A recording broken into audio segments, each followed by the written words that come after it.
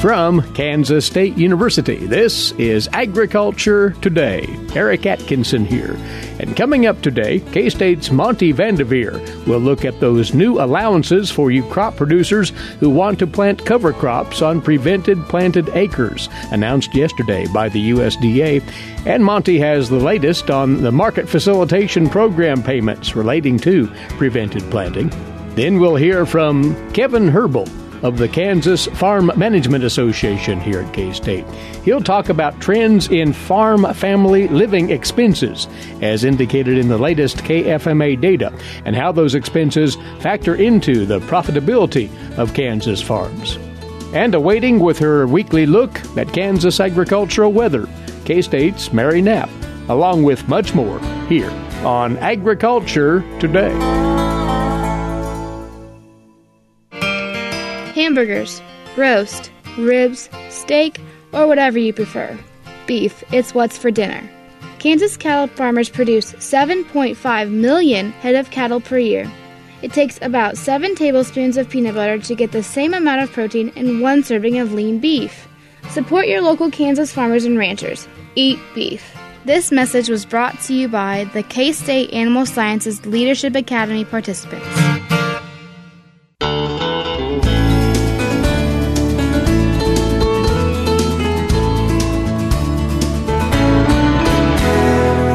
Thanks for tuning in. This is the K-State Radio Network and Agriculture Today.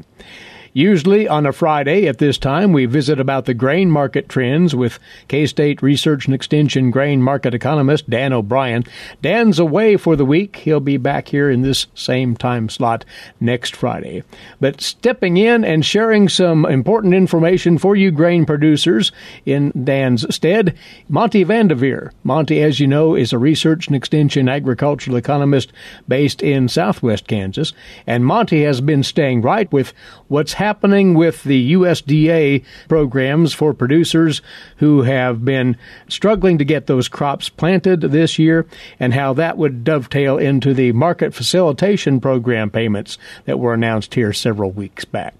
Now, Monte, we did, not too long ago, talk this over as what was known to date on MFP, on prevented planting allowances.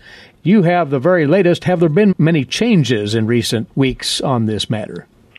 Well, several days ago, Secretary Perdue made this additional statement on MFP payments for prevented planting, and there had been some question about whether land that just couldn't be planted because it was underwater, whether it was fair that those acres would not receive MFP payments. And he said, no, the current law does not allow USDA to make those payments for producers for acreage that was not planted. But then he turned around and said, we're looking at he used the term legal flexibilities to provide a minimal MFP payment to folks who are able to plant an MFP-eligible cover crop with the potential to be harvested and then subsequently used. So there's a little bit of uncertainty around that in terms of which crops are both MFP eligible and qualify as cover crops from the crop insurance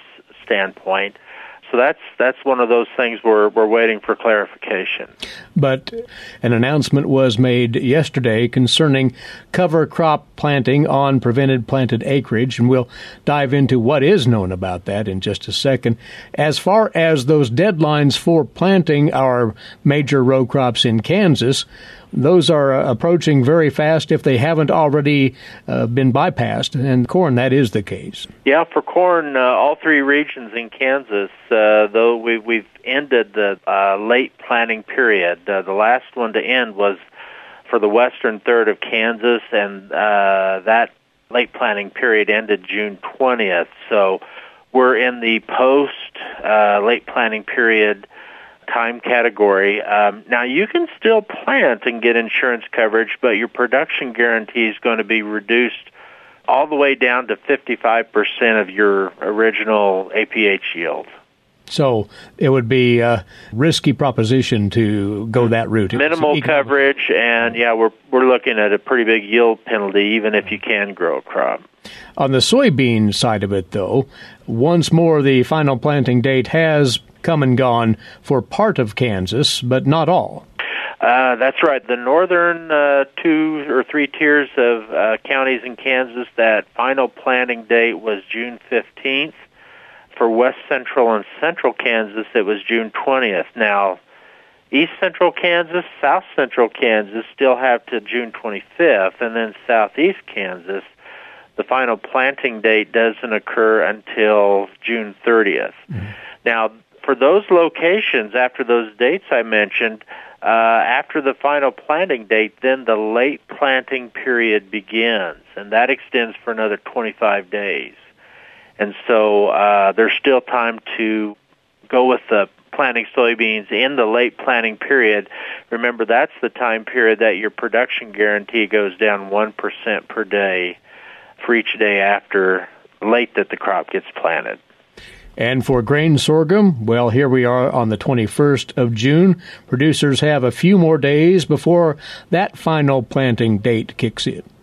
Right, the final planting date for grain sorghum in Kansas is June 25th. Now, that's across the entire state.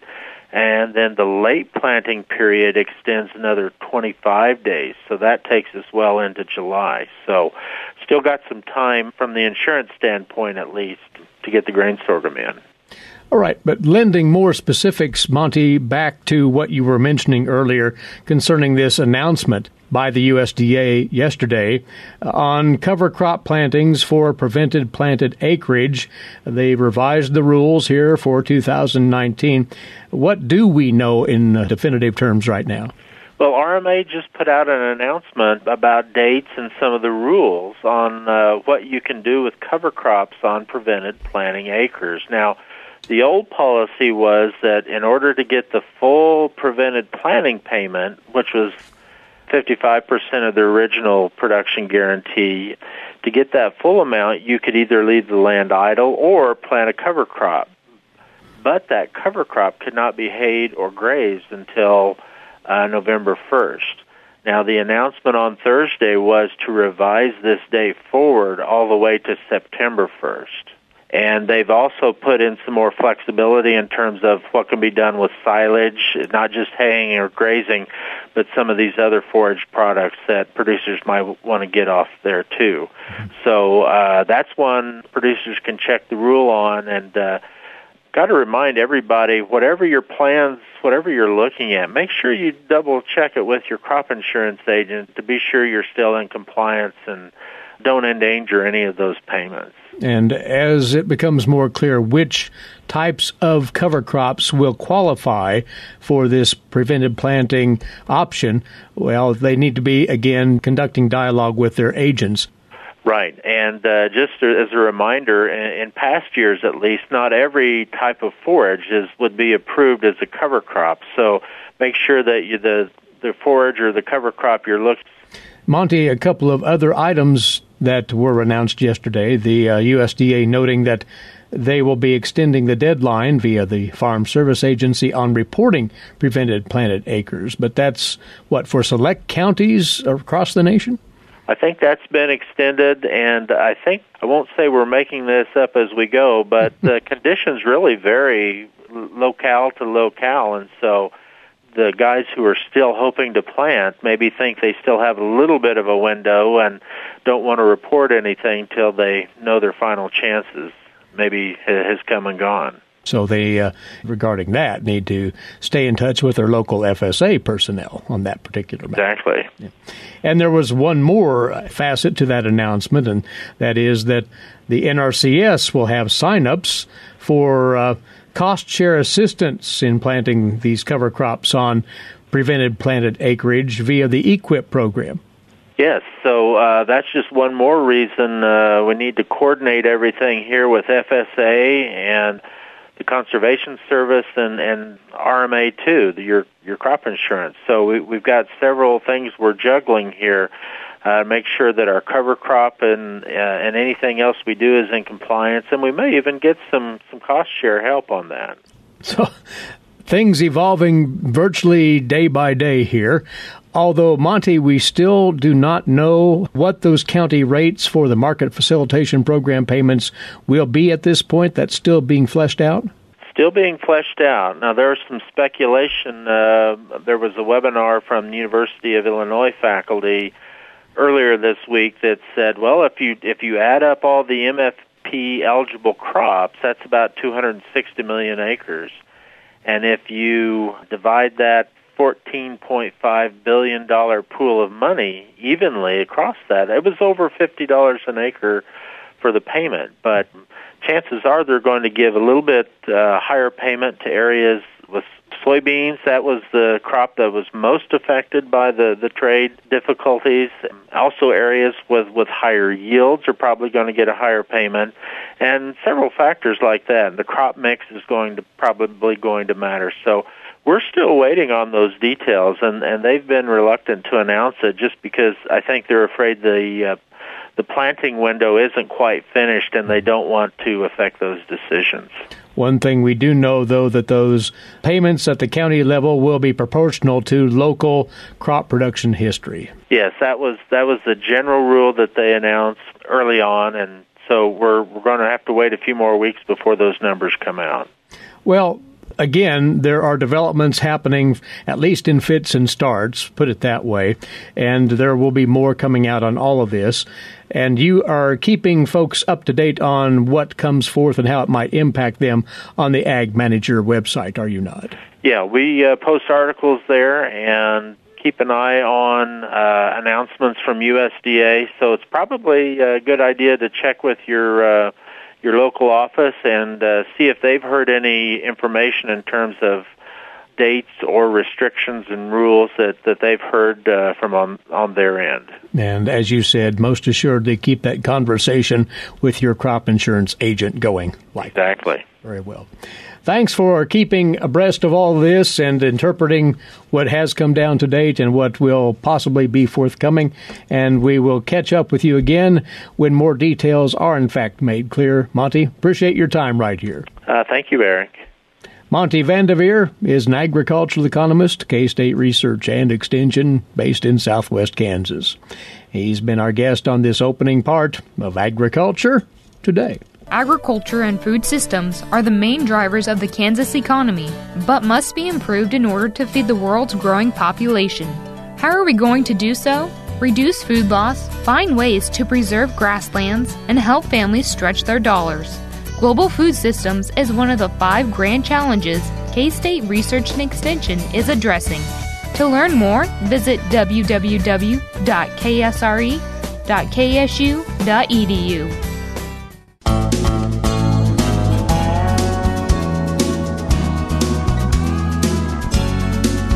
We're back now on this Agriculture Today, and with another perspective on the economic returns to Kansas agricultural producers, as we're referring once again to the new data for 2018 from the Kansas Farm Management Association on net farm income in the state of Kansas, and expressly here today how family living expenses relate to that farm income stream.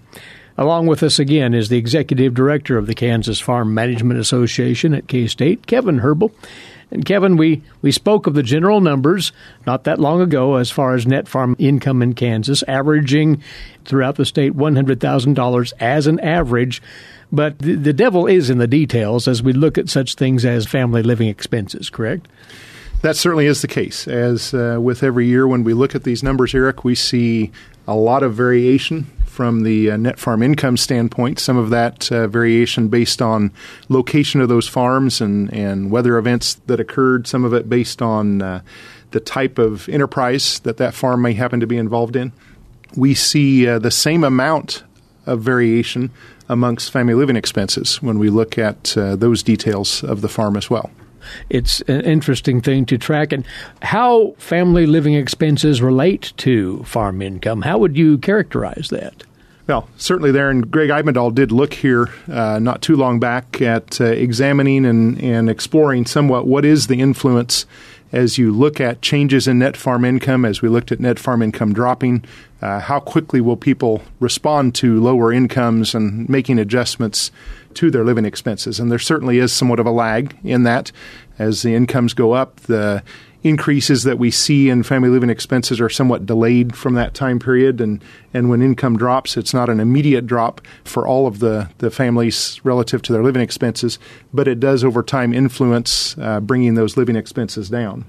And as we look at things relative to our KFMA net farm income numbers, even if we go back the last 20 years, during that time period, we had 8 years where the net farm income was less than our family living expense plus tax, and 12 years where it was greater than the family living expense plus tax. So we have a mix of those. Again, keeping in mind we're talking of the averages, and the individual farms within that are going to be at various places. Now, the most current information that is available through the association is for 2018 as part of the overall summary on net farm income. So where did those family living expenses settle in there in the numbers? Looking at the 2018 numbers, family living expense was just over $70,000. Income taxes were a little bit over $16,600. A total of family living plus income and self-employment taxes, $86,677 for the average, compared to our average net income of about $100,000.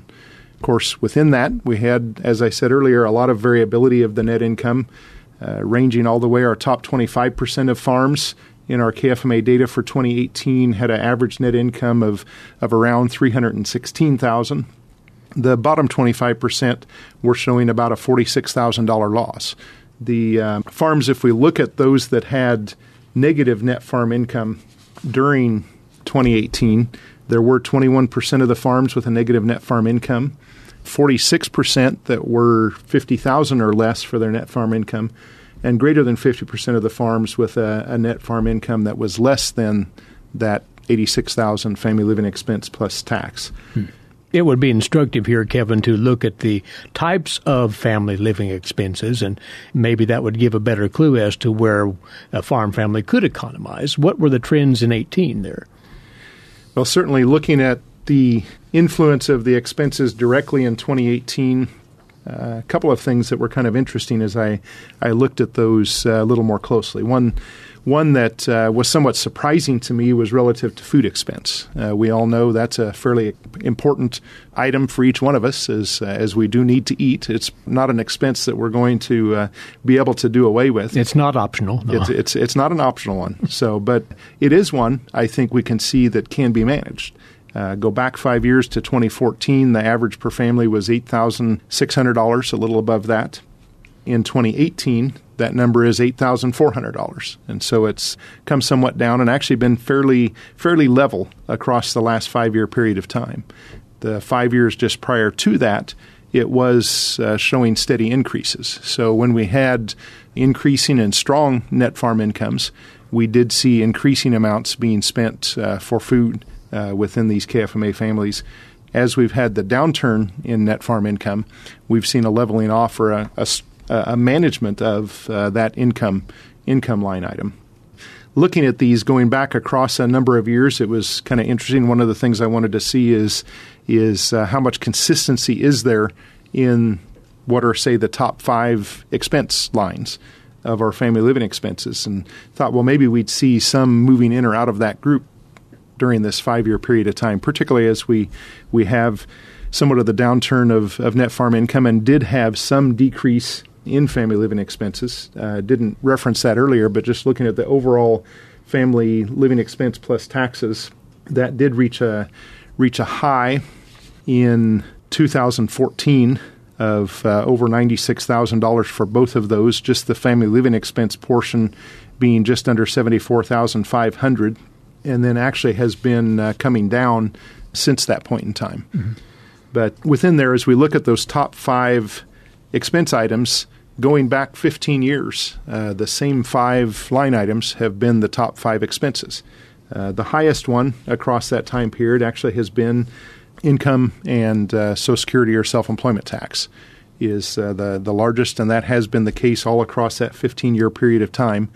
The other 4 items include food, household operation, personal and recreation expense, and health insurance. And across that 15-year period of time, there is some movement around between 2 through 5 of those items, but it's consistently been those same ones that were in that group. The highest of the group after the income and self-employment tax has tended to be the personal and recreation expense.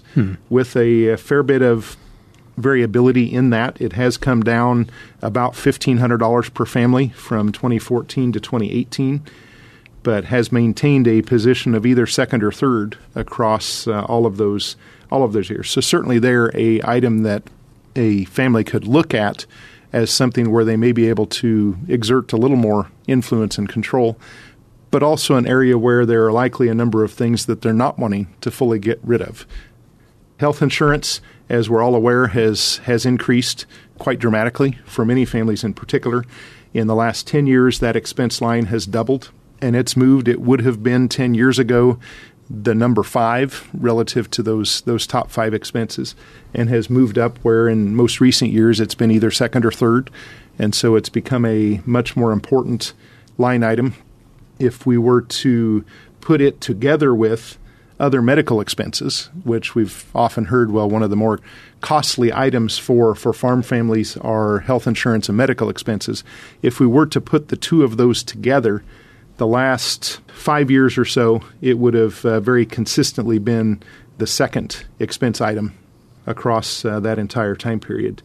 Income tax and self-employment tax would have still held the top spot, but the two of those together, looking at health insurance plus other medical expenses, would have been right next to that. So a very important part of what's needing to be managed, and one in a lot of cases that can't be very efficiently managed or very effectively managed, maybe is how I want to say that, by a lot of families. And so being able to take a look at various options that might be available to them and ways they can make decisions to help manage those items better would be very important.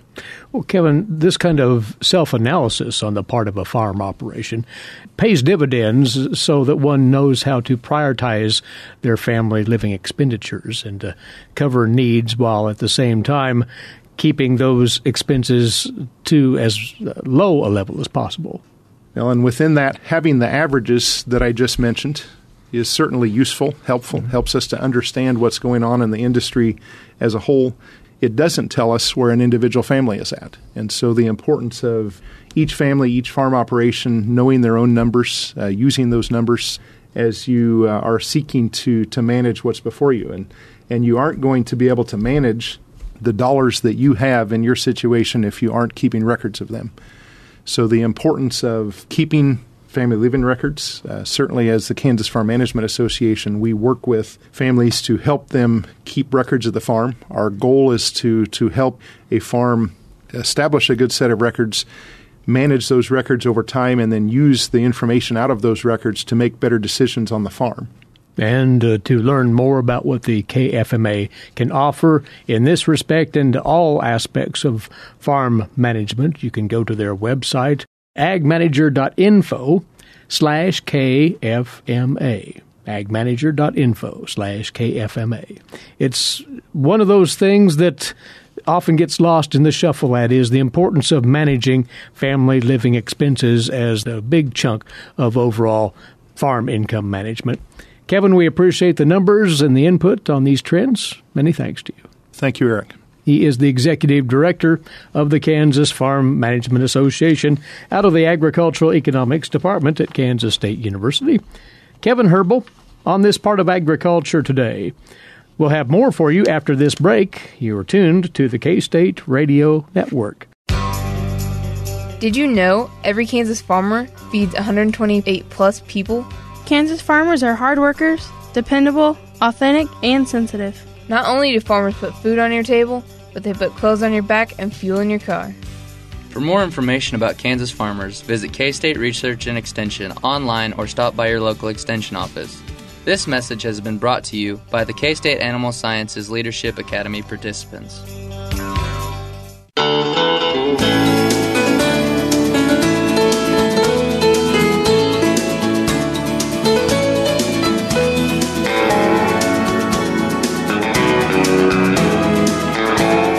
Agriculture Today continues now here on the K-State Radio Network. Eric Atkinson here, and today's agricultural news headlines come your way now. These courtesy in part of DTN. Well, yesterday, the USDA formally took the reins of what will be the nation's top animal disease laboratory, under construction right here in Manhattan. Here's more from the USDA's Gary Crawford. It's called the National Bio and Agro Defense Facility, or NBAF for short, a top-level secure scientific facility being built near Kansas State University under the ownership and control of the Department of Homeland Security. Its mission to work with, prepare for, and prevent animal diseases. Undersecretary of Agriculture Greg Ibaugh, one of several officials at a ceremony at USDA headquarters in Washington, a ceremony to celebrate the coming home of our nation's premier animal health laboratory to USDA. Or as William Bryan with Homeland Security put it, we'll be handing our baby over to somebody else once it's fully grown and matured. A $1.25 billion baby due to finally open in the spring of 2021. Agriculture Secretary Sonny Perdue said it will work securely with things like foot and mouth, African swine fever, anthrax, and more. Some of the nastiest kind of stuff you have to deal with, and we need to put it in a safe place, and that's exactly what we intend on doing. In Washington, Gary Crawford for the U.S. Department of Agriculture. Also in D.C. yesterday, land-grant university experts told a House Agriculture Subcommittee why farm policy is essential within the realm of the safety net for producers. More on that from the USDA's Rod Bain. How does federal farm policy play a role in helping producers handle adverse conditions, such as the current floods in many Midwest growing areas? Experts testified Thursday before a House Agriculture Subcommittee on that subject. University of Nebraska Extension Associate Professor Bradley Lubin says the diversity of risk management programs are essential for producers. Crop insurance has provisions to cover crop losses. When those losses are relating to market prices, we might also see the role of PLC and other commodity programs cover the same loss. It's important as we talk about programs to think about how the programs work together. And Utah State University Associate Professor and former Risk Management Agency Administrator Brandon Willis says regarding the importance of crop insurance and overall risk management farm policy, for many people, crop insurance is a difference between being a farmer or needing to find another job. Farm policy has not just benefited farmers, it's benefited taxpayers and consumers. I'm Rod Bain reporting for the U.S. Department of Agriculture in Washington, D.C. U.S. Trade Representative Robert Lighthizer spent 2 days this week testifying on trade issues before the Senate Finance Committee and the House Ways and Means Committee. On U.S.-China trade prospects, he labeled it a big if on whether a trade deal could be struck. He and Treasury Secretary Steve Mnuchin will meet with Vice Premier Liu He in Japan to lay the groundwork for meeting between President Trump and Chinese President Xi.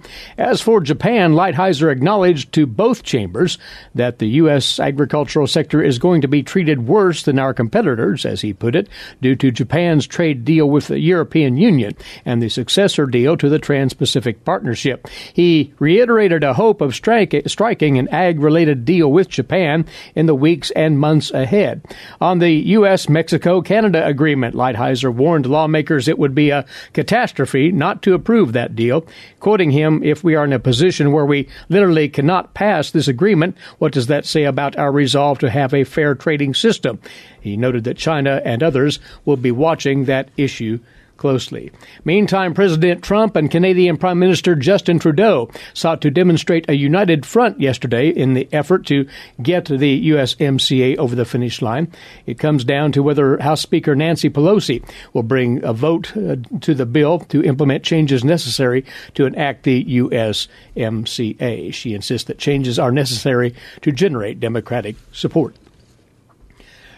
Recently, the Kansas wheat industry and the product it provides were showcased to visiting wheat customers from various regions of Africa. The aim, to encourage even more wheat sales to these historically reliable buyers.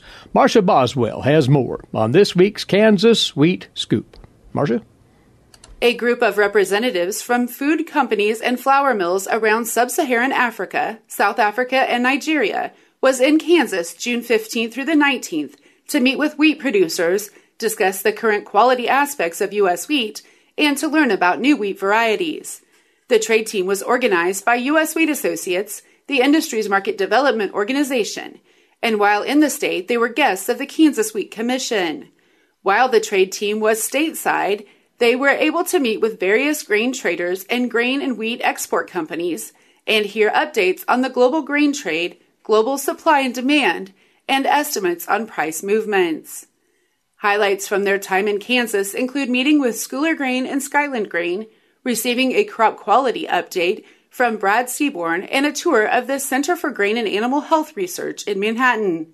This USDA facility provides milling, dough, and bake tests of early and advanced generation lines and varieties being developed by K-State's 2 wheat breeding teams.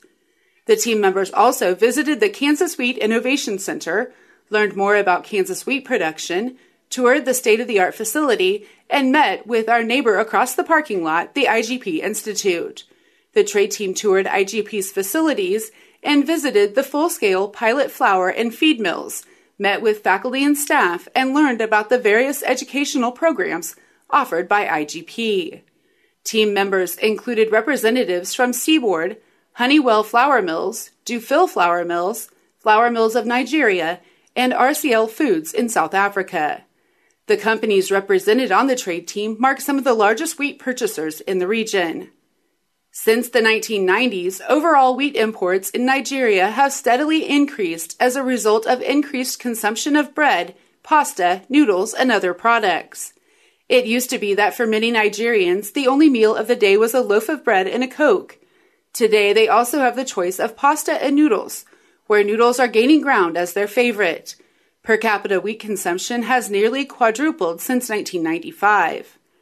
Wheat consumption in South Africa is a growing market, the highest in the sub-Saharan region.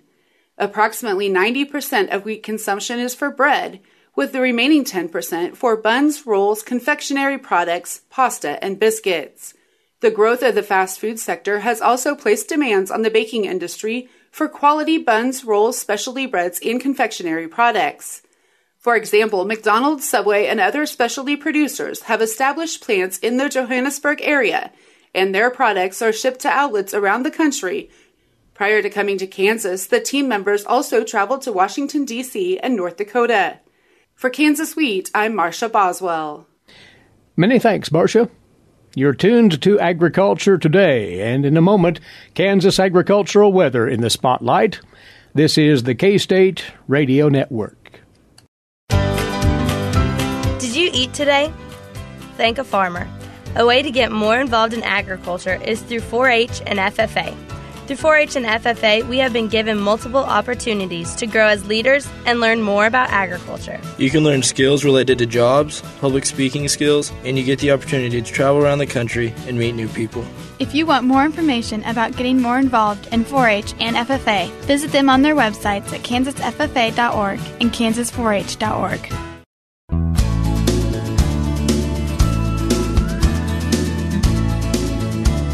Coming your way now on Agriculture Today, our weekly get-together with K-State climatologist Mary Knapp to talk Kansas agricultural weather.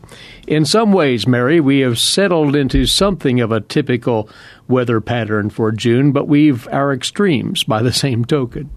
Right. When we look at the week ending on Tuesday, which is what we normally do for that drought monitor and other things, statewide we averaged almost exactly normal on precipitation, but it was very unevenly distributed across the state. This week, most of the moisture was in the western third of the state and in the southern portions of the state. That meant that north central, northeast, central, and east central had a break in that rainfall. It wasn't totally dry, but it wasn't up to what they would typically see. That allowed for more field work, for the chance of getting some hay harvested and put up, things of that nature. In the western third of the state, where they did have more moisture, Northwest in particular averaged 76/100ths of an inch, which was about 1 1/4 times their normal. Southwest averaged 86/100ths of an inch, which was just a little bit over their normal. Those areas had been drier, and so that rainfall was very beneficial for the ongoing development of the wheat crop and also for beans and other things that they've got in the field right now.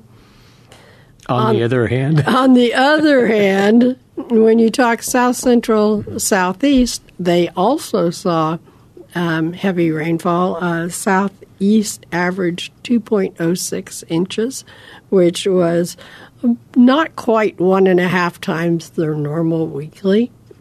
That is following a very long winter and spring of excess moisture. So that created, again, flooding issues and inundated fields, all of the problems that have been going on for most of the spring season. It just exacerbated those ongoing conditions. So unfortunate that pattern has continued.